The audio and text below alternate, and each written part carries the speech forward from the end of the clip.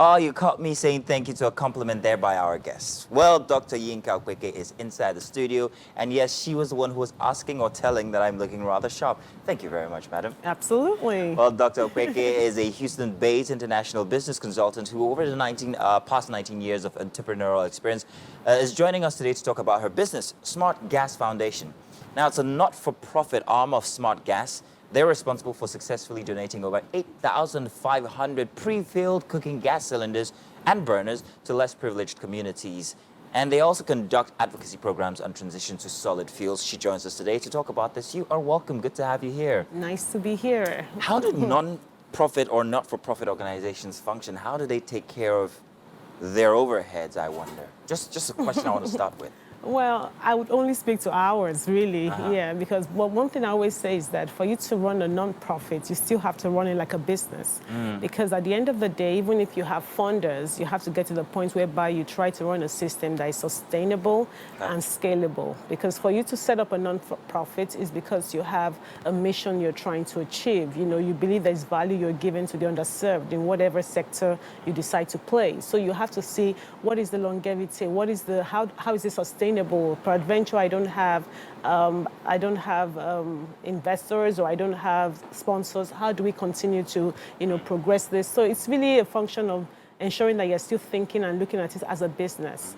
And back to us in Smart Gas, like you said, it's the non-profit arm of our for-profit business. So you do have a business. Absolutely. And then you have a passion to help people, and that's why you set up the not-for-profit arm of the business. That's great. What's this trash for gas motto I've been hearing? Okay, great. So that's our brainchild as a company in Smart Gas, and essentially we are a company that is focused on ESG, and that is environment, on the environmental factors, social impact, and on governance.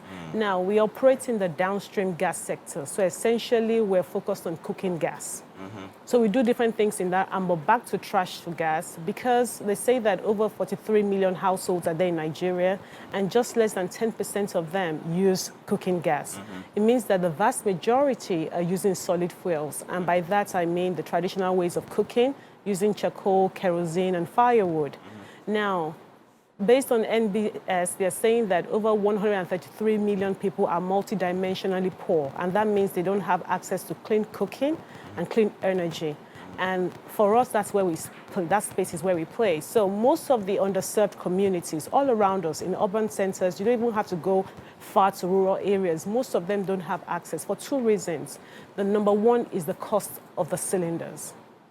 The average, absolutely. The average 3 kg cylinder or 6 kg, which you typically find them using with a burner, will go for about maybe 16 to 21,000 naira. Now, for someone who is living on less than $2 a day, would not be able to accumulate that amount of money one time to buy those cylinders. So we try to give away those cylinders to them and do a lot of advocacy. The second point is habitual, because they're just used to using firewood. Some of them will go to an uncompleted building, go and steal some firewood, they'll take it, then you have issues of deforestation, cutting down of trees, and so many other things. And environmental Absolutely, yeah. So back to the, SDG goals 7 and 13. So it all adds up. So for us, we have decided to play in that space to give away these cylinders and do a lot of advocacy. So you give out these cylinders to these less privileged communities for free?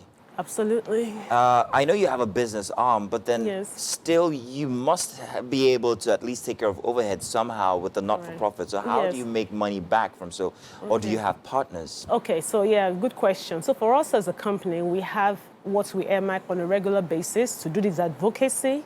But like I said, based on the numbers I just threw out there, it's not something that in Smart Gas we can do alone. And that's why we partner with state governments, federal governments, corporate organizations, well-meaning Nigerians, high net worth individuals, anyone who just really wants to play in this sustainability space, looking at impacts of climate change and all that, they partner with us. And typically it's our cylinders that they would use for those advocacies, So when we go to those communities, as against just giving them the gas, like I said, they're expensive. So we say, you know what? Take all the trash from your environment. Give us in exchange for that gas. Oh, beautiful. Yes, absolutely. That's amazing. Yes. And that has actually opened up a lot of opportunities for recycling companies and burden recyclers. Absolutely. So for us, it's about collaborations. There will always be an area of alignment, So we are just focused on cleaner energy. We are focused on cleaner air quality, but why not?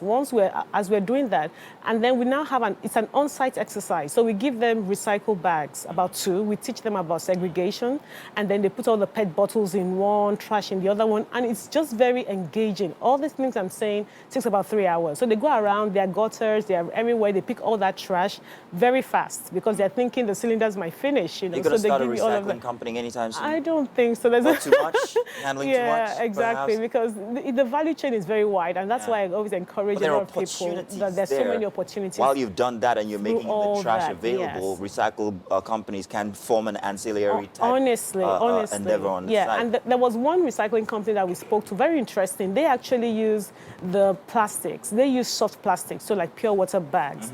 They use them to make interlocking stones. Yeah, I Those saw that. pallets, and I think that's just very, it's just novel. And for me, the opportunities are there. The challenges, of course, they're there as well, but if we're able to have the right collaborations, partnerships, a lot can be done in that space. And that's an opportunity for impact investors to also come into the sector to see how they can, Well, scale we got questions for you from people who knew you were coming, and they wanted to know really? something very interesting, especially when it comes to talking about cooking gas. This very confusing thing that happened a couple of months ago. Cooking gas was very cheap. What on earth happened? Please, can you explain summarily? Okay, so exactly. And I'll tell you what I know, even though there's so much data out there.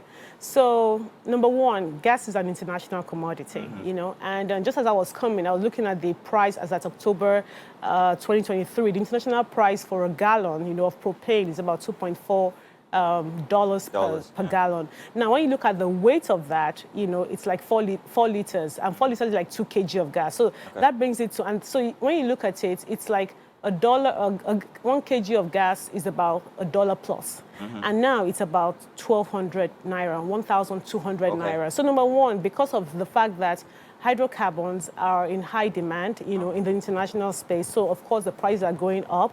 And then, of course, the issues of the war in Israel, Hamas, and so many other things in the international space is affecting it. All of these international little nuances actually they affect are the price of gas in my kitchen. Absolutely, yes, it does. I never would have thought about that. Yeah, and even though we have increased our consumption as a country, a majority of it is still being imported, even though the statistics is being debated. We know that NLNG is putting in all of their domestic supply in the local market, but because the awareness is a lot by the government, talking about the decade of gas, COP26, 27, Paris agreements, and so many other things, and even having a Ministry of Gas, all of that is government advocacy to talk about adoption. So the usage and awareness has increased. However, we're still importing, a good amount. So where it hits my pocket, the question is, how much would gas be in December? Well, that's not for me to tell. You could hint. But there's been so much speculations around it. I know that it's really very tough for people. That's the truth, But like I said, for us as a company, number one, we're first of all, while we understand that the price is it's an integral part of what it is, it's really about the effect on your health. Okay, yeah, in terms of the carbon emission, greenhouse gases, and things like that. A lot of people have really lost their lives just because they don't even know they're asthmatic and their parents are using firewood and things like that. So really, my heart always goes out to Nigerians. I really don't know how we're surviving it, but you're doing a great job out there helping these communities and people who can't really afford it. It's great. How easy is it? And this is my final question. How easy is it, however, to start a non-profit type organization, much like the one you have? Would I need to find an investor first, or would I just only begin? And what should be my mission behind it? Is it to make small money to go by, or absolute passion to just help people? Which is it? Okay, so it's definitely the latter in terms of helping people, the value you're bringing. I don't have a problem with the money because when the value is clear, know how the money will follow, know how it's a matter of time, so it's really about the value, and that would translate in the way you administer your processes, your business. It would all show in that. The second thing is, I always believe you put your money where your mouth is. As against starting with investors and looking for sponsors, if you believe so much in it, start it. you can start small and scale up, because it's something you're doing it's not for profit anyways, so take your time, start it, let people really see what you're doing, there's proof of concept, they see the genuineness in what you're doing. You always over time, see people that will come on to, so yeah. Fantastic. Well, that's beautiful. Yeah. I will start delivering socks to children across primary schools across Absolutely. Nigeria for free with puppy dog socks. We're looking at this, I'm sure that you'll do a great job. Well, thank you very much, Dr. Thank Picky. you. I It's very appreciate interesting listening to you. Thank Very you. educative, by the way. Thank you. And there's an aura about you that is so pleasant. For real? Thank you. She said for real. We urbanized her. Thank you for coming. Thank you so much. I appreciate it. Thank you for sticking with us. Do stay tuned. We're going to take Dr. Picky into the kitchen here where we have something absolutely delicious prepared for you. Are you surprised? I am. Well, we got prepared just for you. Oh, So interesting. let's go over already. Thank you.